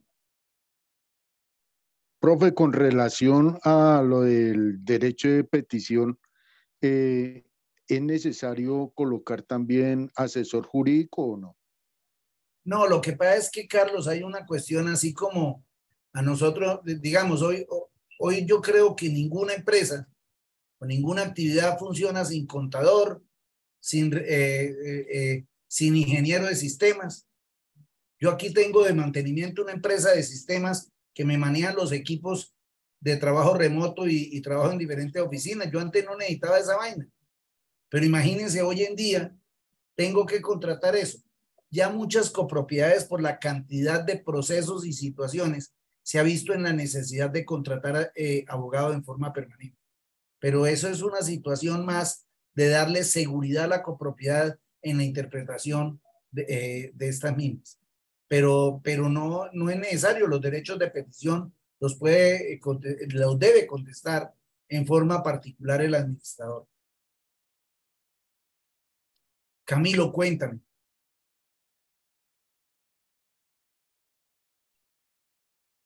Camilo. Xiomara, cuéntame. Profe, cuando un residente que es alquilado no pagó administración y se va a mudar, o sea, no puede sacar sus cosas, o sea, o no forma haga legal. Eso. Ay, le voy a contar una que me sucedió a mí, pero me tocó a mí hacer de malo. ¿Sí? Una vez no me dejaron entrar porque no pagaban administración. Yo le trabajaba a una empresa de software y me llamó, me acuerdo que fue un sábado. Salió el sábado y no lo dejaron entrar. Duró 2 meses en un hotel en suite y después la copropiedad tuvo que entrar a pagar el almacenamiento porque él venía de Medellín y fuera esos 2 meses de hotel. ¿Por qué? Porque es que el derecho a la propiedad no se puede restringir por el incumplimiento de expensas comunes. Tengo otro caso de un administrador que yo quiero y admiro mucho, que le dio por retener a una persona que saliera. El tipo lo denunció por secuestro y el tipo, para quitarle el denuncio, en esa época se podía quitar el denuncio de secuestro, ¿sí? Resulta que él le dijo: págueme toda la deuda o si no sigo con el proceso. Entonces hay que ser muy delicados. Nosotros no podemos tomar el abuso del derecho para hacer valer nuestras propias razones. O sea, que si él se quedó debiendo mucho tiempo a administración, lo que hay que seguir es con el proceso legal. Pero usted no puede restringir ni la salida ni la entrada. No, pero no estoy hablando de la persona como tal, sino de las cosas que tiene dentro del apartamento. ¿Tampoco? A mí me hacen esa situación y llamo a la policía. Y la hace quedar a usted más mal, Xiomara, que el diablo. Sí, porque esa la aplican aquí y yo digo, caramba, eso me parece como abusador, pero bueno, como no sabía, no. Sí, claro. Por favor, al administrador dele a Camilo que le sale restringido el micrófono. Camilo, intente de nuevo prender el micrófono.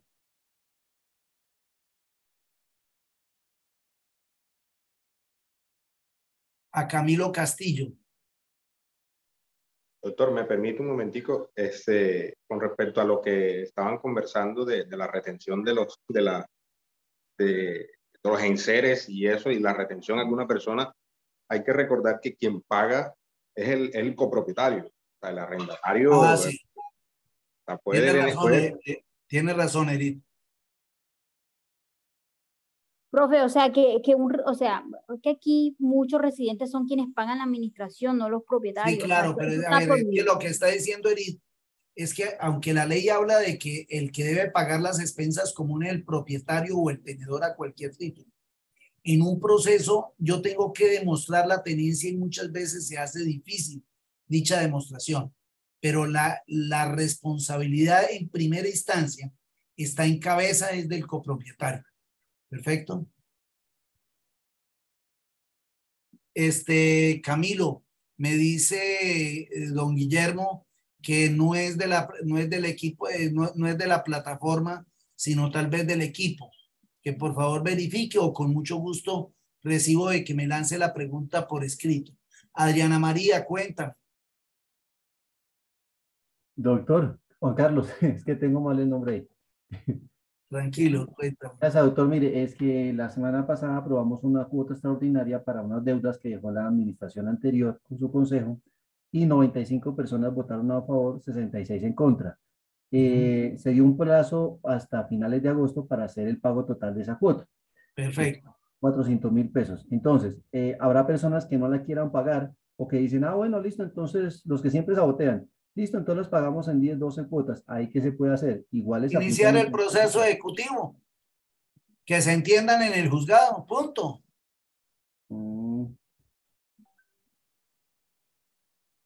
Así de sencillo. Por el no pago de la... Sí, se informa, manda para evitar problemas, se informa que se iniciarán los procesos ejecutivos para las personas que en un momento dado no han cancelado la obligación. Damos de plazo esta semana para iniciar las acciones y enviar los diferentes documentos al abogado, tuyo como el capullo Adriana María Beltrán. Gracias, doctor. Bien, Julio, cuéntame. Julio. Me pregunta Camilo, que está en cola desde hace rato. Camilo, tomo la decisión de cambiar la empresa de seguridad. La comunidad en cabeza de un residente recolectó firmas del 40% de propietarios supuestamente. ¿Esto puede forzar al consejo a cambiar la decisión? Para mí no, porque es que o si no, cada vez que yo cambio un empleado me toca pedirle permiso a la gente. A mí me parece que en un momento dado es hasta... no se debe manejar las situaciones de esa manera, Camilo. Si quieres, baja la mano Adriana María Beltrán y Camilo Castillo y le damos la palabra a Julio. Gracias, doctor. Una preguntita. En el caso de una persona que en algún momento fue parte del consejo y que se convierta como en un influenciador, si se le puede llamar así, para que el resto de los copropietarios de pronto no acaten las normas o no paguen la administración. Con ese residente, ¿qué trato o qué manejo se le puede dar? No, da ganas de, no, ahí sí. A ver, hay una frase que decía un amigo mío, ¿sí? Que cuando yo tengo el enemigo, claro que hago la claridad de que no me gusta ¿no? Dice, cuando uno tiene un enemigo, le dan la jeta o lo nombra compadre. Toca echárselo al bolsillo para que no le joda la vida a uno. Porque no le toca en un momento dado, ¿no? Empezar una pelea que el más desgastado es uno, ¿no? Ok, gracias, doctor. Muy amable.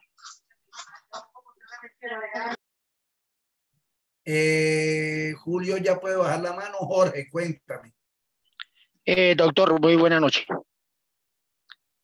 ¿Se me escucha? Sí, perfecto. ¿Me escucha? Perfecto. Doctor, una consultica que estaba hace rato con el ánimo de hacerla. Si estamos en el grupo del consejo, para hacerle, obviamente nosotros somos las personas encargadas de hacer la supervisión y control de la copropiedad, para hacerle alguna llamada de atención o un requerimiento a la administradora, ¿toca hacerlo por medio del presidente del consejo o lo puede hacer directamente? A ver, lo más lógico es que se haga ni siquiera por el presidente, sino que queden las actas del consejo. Pero tendríamos que esperar hasta hacer la reunión del consejo, pero si necesito un requerimiento antes de la reunión del consejo, ¿lo podemos hacer personalmente? Pero Jorge, es que la finalidad es que hagamos procedimientos, Es que imagínense un administrador recibiendo quejas todas las semanas. Elaboremos un esquema de procedimiento y de PQRs. Cuando se elaboran los procedimientos podemos solucionar todas estas situaciones. Vuelvo a comentar, no existen procedimientos, Jorge. ¿Sí me hago entender? Sí, le entiendo, pero si necesitamos un requerimiento, ¿me tocaría citar al consejo? Lo lógico es porque los órganos corporados solo funcionan cuando están reunidos. Perfecto. Gracias, doctor. Muy amable. Juan Carlos, cuéntame. Sí, doctor, dos cositas. Una relacionada con la intervención anterior al compañero actual. Es que sí, la anterior administradora tomó los datos personales de, bueno, los contactos de los residentes y formó un grupo de WhatsApp en el cual indispone a la comunidad frente a las acciones de la nueva administración y el nuevo consejo, que lo que está haciendo es sanear las deudas que la señora dejó. Uno. Dos, ¿cuál es la obligatoriedad? ¿Hasta dónde va el hecho de pedir un aporte económico extra? Se me olvidó ese momento, se me fueron las luces. Y para sanear el conjunto, y qué tan importante es eso y qué tan perentorio es para que la gente lo cumpla. A ver, el primero, seguimos hablando de procedimientos, Juan Carlos, y la segunda no te entendí muy bien. Sí, es decir, si se pide una cuota extraordinaria, el hecho de que, es decir, ¿cuál es la obligatoriedad de cumplirla? Porque habrá gente que dice, no, así la hayan aprobado, yo no la cumplo, yo no la pago. Ah, no, se inicia el proceso ejecutivo. Lo claro es que cuando se pide, Juan Carlos, una cuota, que quede muy claro el valor y la fecha de pago. Punto. Para hacer de eso una obligación clara, expresa y exigible. De lo contrario, no se puede. Entonces, por decir algo, voy a aprobar una cuota extraordinaria basada en un presupuesto de 60 millones de pesos, el cual deberá ser cancelada a la luz del artículo 25, numeral 3 de la ley 675, acorde a los coeficientes. Esta deberá ser cancelada antes del 3 de agosto del 2022. Ya el 4 de agosto usted puede iniciar las acciones judiciales. ¿Quedó claro, Juan Carlos? Sí, señor, y debe haber quedado consignado en el acta de asamblea. Exacto. Ah, no, que digan que no pagan, eso es otro cuento.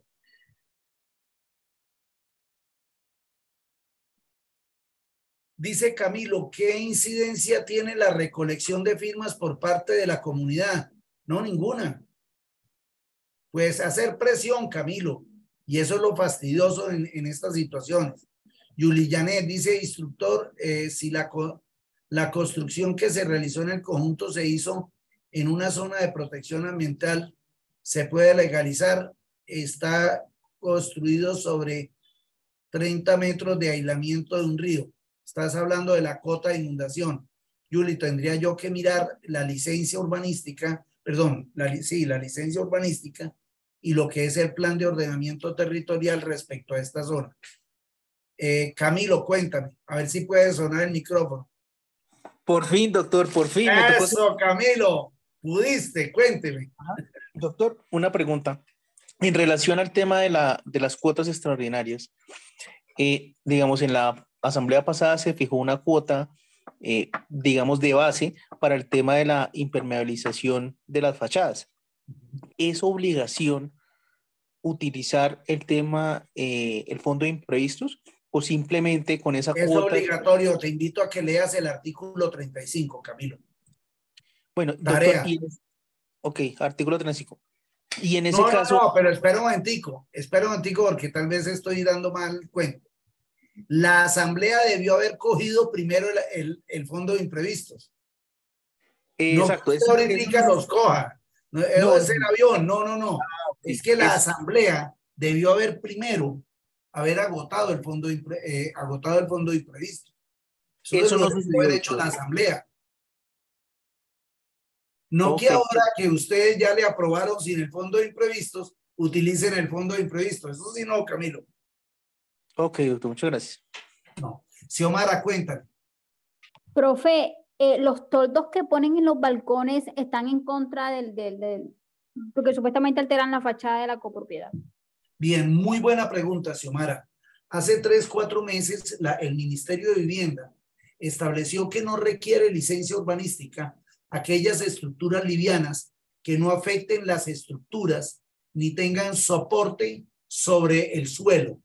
En esto estamos hablando de estructuras livianas. Y dice que las estructuras livianas no requieren en un momento dado los respectivos permisos.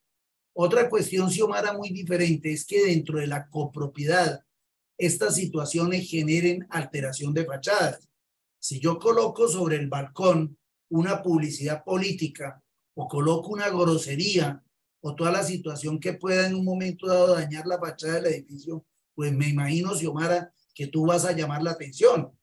La misma situación sucede con los toldos. Por eso es conveniente generar unificación de esos toldos por medio de una asamblea general de copropietarios, que en un momento dado, al no requerirse de reforma de reglamento, ni generarse alteraciones, ni nada de estas situaciones, con un criterio sano se podría tomar con la mayoría simple. Pero si alguien habla de alteración de fachadas por cambio arquitectónico, tendríamos la obligación de aprobarlo con el 70%, como lo establece el artículo 46 de la ley 675 del 2000. O sea, que si lo ponen de un color neutro, la administración podría imponer una multa. ¿Tendría que esperar yo a una asamblea para poder proponerlo? Ahí es que está generando la alteración de fachada, y toda alteración de fachada genera una sanción.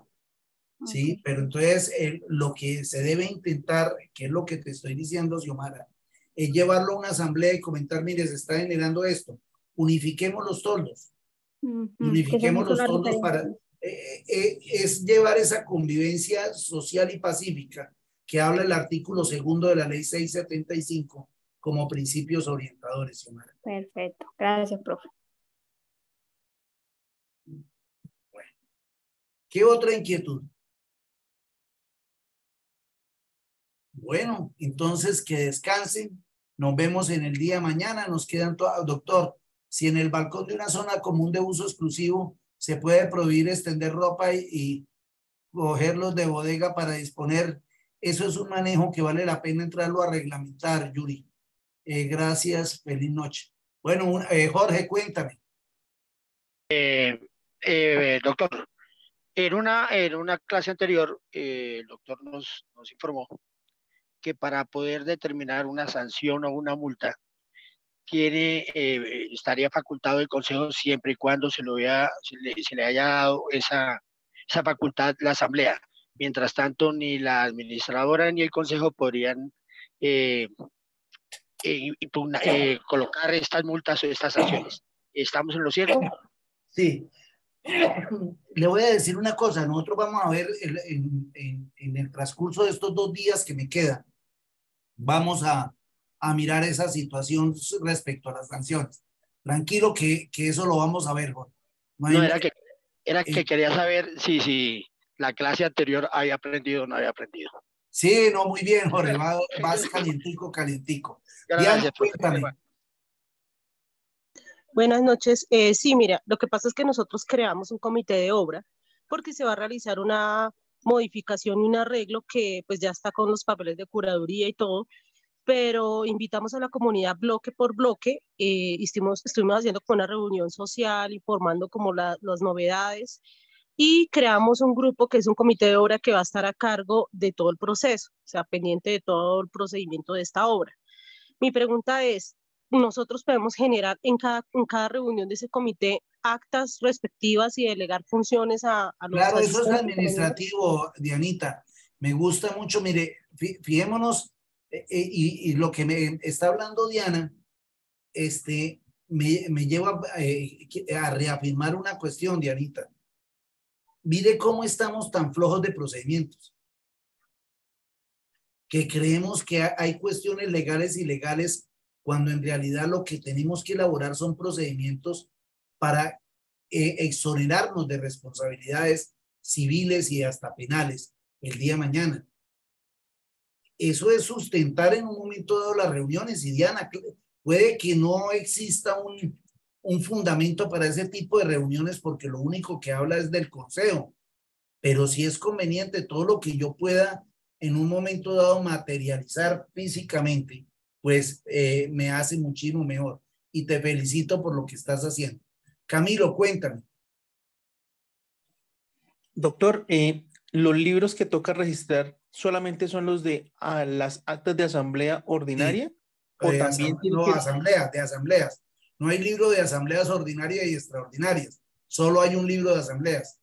Ah, ok. Eso se hace ante la DIAN, ¿correcto? De la DIAN, sí, cómo no. Listo. ¿Y el libro de propietarios y residentes, hay necesidad de registrarlo? No, eso es, al contrario, son datos sensibles y están protegidos vía Vías Data. Ok, o sea, solamente en la copropiedad se registran los libros de acta de asamblea, no más. Y están en cabeza del administrador, Camilo. Vale, doctor, muchas gracias. Bueno, Jorge, cuéntame. Qué pena, doctor, una pregunta ya muy personal. Nos tienen citados a una reunión en una propiedad, un inmueble que tengo fuera de Bogotá, para una reunión extraordinaria para determinar el cobro de una cuota extraordinaria. Quiere decir que con lo que he aprendido, lo primero que tiene que la asamblea o el consejo o la administración es notificarme si el fondo, existe un fondo de imprevistos. No, usted va a la asamblea, Jorge, y dice, por favor, a la luz del artículo 35 de la ley 675, es necesario primero agotar el fondo de imprevistos. Ya se agotó el fondo de imprevistos. No es que el fondo de imprevistos tenemos lo de cartera, perdóneme, ¿quién dio la autorización de utilizar el fondo de imprevistos para manejo de cartera? Eso lo prohíbe legalmente la ley. Y ustedes se hacen responsables, ¿sí?, por vía administrativa de la utilizar el fondo sin la autorización de la asamblea. Y los invito a que lean el artículo 35 de la ley 675 y queda usted, Jorge, como una rechuca. Listo, doctor. Eso es lo que estamos aprendiendo. Excelente es su cátedra. Excelente. Bueno, Dios lo bendiga. Bueno, Jorge. Bueno, una feliz noche para todos. Que descansen. Ánimo, mañana nuevo día. Un abrazo para todos. Gracias, doctor. Buenas noches, muchas gracias. Le dejo el Gracias, grupo. profesor. Guillermo, le dejo el grupo. Muchachos, un momento. Bueno, gracias. Listo, muchachos, un Guillermo, momento. que duerma, que descanse. Ya, un momento, niños. Déjenme un momento. Entonces, lo siguiente.